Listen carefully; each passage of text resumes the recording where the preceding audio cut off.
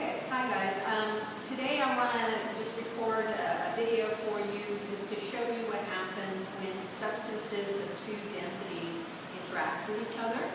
Now these substances could be land masses, so when we look at plate tectonics and we have two oceanic crusts coming together and one goes underneath the other one through subduction, this models that.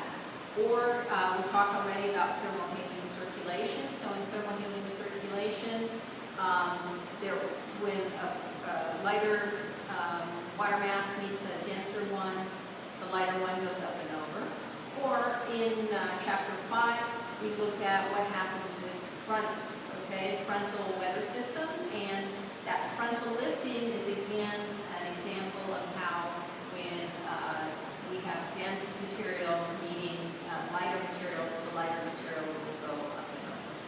So what I have here is some hot water. This is just hot tap water. And I'm going to put it in one side of this plexiglass chamber. And you'll notice there's a plexiglass partition between the two. In this other, I have some ice water with blue food coloring in it. So they're just colored so we can see them. And I'm going to put it on the other side here. Okay, and now what I'm going to do is I'm going to simply remove this partition. And what I usually have my students do is to predict what's going to happen. So here we have hot water on this side, ice water on the other side. And so in your head, at least predict what will happen when I remove this barrier. Okay, so here we go. It's a little tricky to pull this out.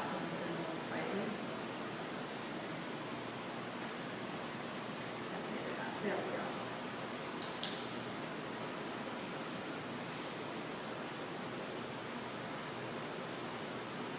Okay, so what I hope you're seeing is that we have essentially an internal wave in here, which is called, the official name for that is a sesh, but essentially we have that warm hot water going up and over and on top of the cold blue water underneath. So less dense warm water is now just sitting on top of the cold blue water underneath. And you notice you can see that internal wave sloshing a little bit back and forth. Okay, so and if we leave it, the wave eventually settles down, that sesh, and there are those types of internal waves that occur within different basins, lakes especially, but you do sometimes get them in enclosed ocean basins as well. Okay, so this also demonstrates in water what we call a thermocline, which is when we have hot, lighter water floating on top of the dense cold water underneath. And of course in the ocean, only the surface water is penetrated by sunlight, and so only the surface water is warm. And most of the water in the ocean is very cold and dark, and it's quite heavy if you're down at depth. Okay, now what I'm going to do, I'm going to slide that partition back in again. And if I take my finger, and I wish you could feel this, but if I poke it through here, it's nice and warm. And then I can feel this freezing water underneath. So the contrast is very pronounced. You might feel that if you're swimming in a lake sometime. You're swimming along, you get tired, you decide to tread water. And as your body goes from being horizontal to vertical, your feet may actually poke through the thermocline. I know when I was a kid, I always thought that there was a spring coming up from underneath, but basically I was just poking my toes through the thermocline and feeling the cold water underneath. Okay, now what I'm going to do, I'm going to go ahead and mix this water on one side here. And as you probably recognize, red plus blue gives us a purplish color here. And then I'm going to withdraw the partition one more time. So again, in your head, make a little prediction of what you expect will happen. Let's see if I can get this out a little more smoothly this time.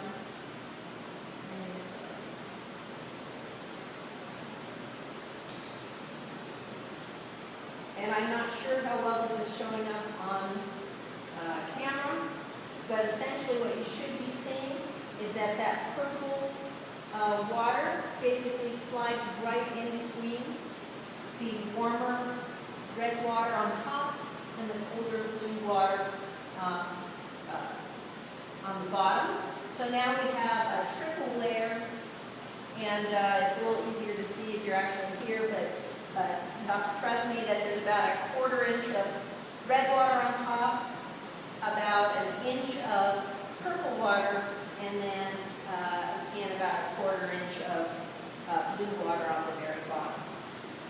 Okay, so again, for thermohaline circulation, water will find its vertical elevation based on its density, and the same thing goes for frontal systems. When you have cold air meeting hot air, the hot air is going to slide up and over on top.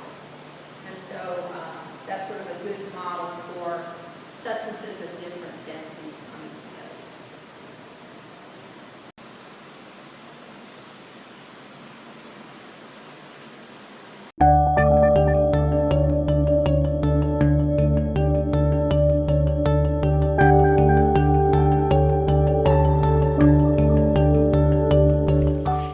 Andragogy refers to methods and techniques for teaching adults.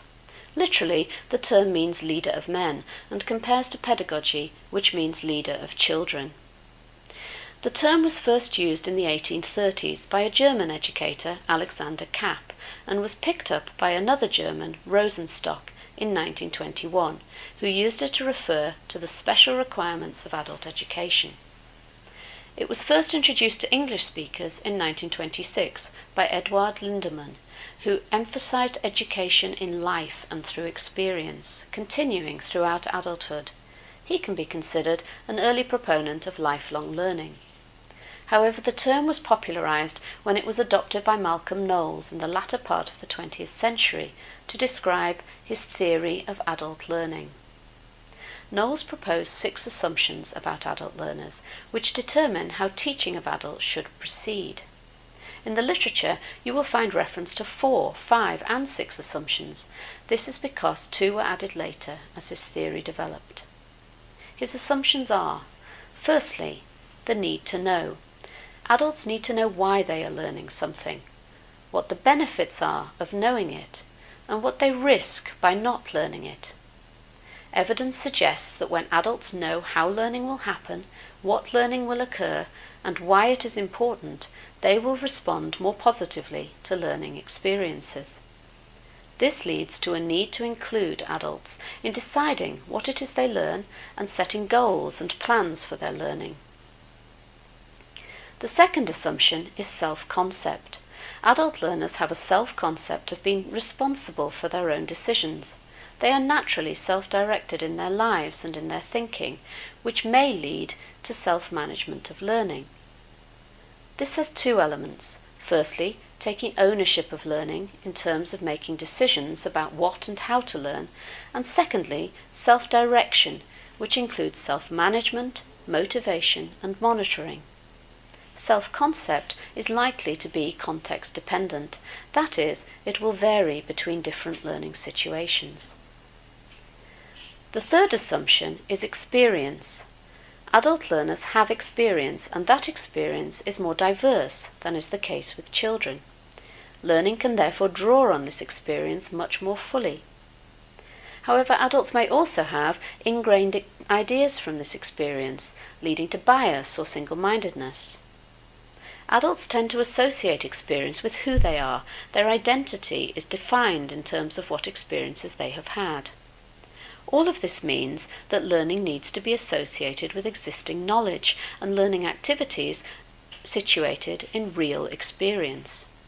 Learning should be active, constructive, and collaborative, and learners also need to recognize that sometimes unlearning is required. The fourth assumption is readiness to learn. Adult learners need learning to be timely and relevant and focus on what is useful in their particular context and situation. Pratt identifies 2 dimensions along which adults vary in different learning situations. Direction is how much assistance is needed and is a factor of the learner's competence in the subject area and their general dependency. Support is how much encouragement is needed from others and is a factor of their commitment and their confidence in their ability to learn. The fifth assumption is orientation to learn. Adult learning is life-centered and focuses on tasks and problems rather than on subjects. So learning needs to be contextualized, and experiential learning is most effective.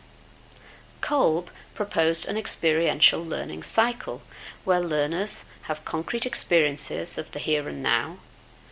They observe and reflect on those experiences. They generalize from those experiences to develop concepts and theories, and they then test these generalizations in new situations. Finally, the sixth assumption is motivation to learn. This may be extrinsic, for example, through rewards and grades, but in adults it is more likely to be intrinsic, for example, self-satisfaction, enjoyment, having choice and control over what is learned, and value, feeling that what is learned is worthwhile. All of this contrasts to pedagogy, where Knowles argues there is an assumption that the teacher leads and makes key decisions, that learners are dependent, with natural dependency decreasing from childhood to adolescence, that learners' own knowledge and experience is not considered important. Knowledge comes from teachers and textbooks, that readiness to learn is focused on what they are told they need to know, that learning is subject-centered, and that motivation is extrinsic, focusing on good grades and pleasing others. Knowles characterized andragogy as a process model of learning. A facilitator considers the activities and steps needed for learners to acquire knowledge and skills, rather than a content model, such as pedagogy, where the teacher decides on what will be taught and how it will be presented to the learner. Knowles' work has its critics. Some argue that the assumptions do not apply equally to all adult learners, who are a diverse group with a huge range of backgrounds and experiences, or even to any one individual all of the time. For example, self-direction can be affected by fear. Lack of confidence can create dependency and reduce motivation. And not all adult learners have a clear view of what their learning direction should be. Others argue that Knowles creates a false dichotomy between adult and child learners, arguing that children have experiences that shape their learning as well, and benefit from contextualized, experiential learning. It can be argued that andragogy is not so much a theory of adult learning, but a framework for good teaching. Later, Knowles did adjust his position, acknowledging the need to look at which assumptions apply when looking at a particular learning context, rather than looking specifically at the age of the learner. The andragogue, he argued, even if starting from a pedagogic perspective, will try to move to andragogic practice as soon as possible. This approach can be applied regardless of the age of the learner, and suggests that andragogy could be viewed simply as good teaching practice. The model described by Knowles, while drawn from assumptions about adults, may actually represent principles of facilitative teaching practice as opposed to traditional transmission-focused teaching, rather than applying solely to adult learning.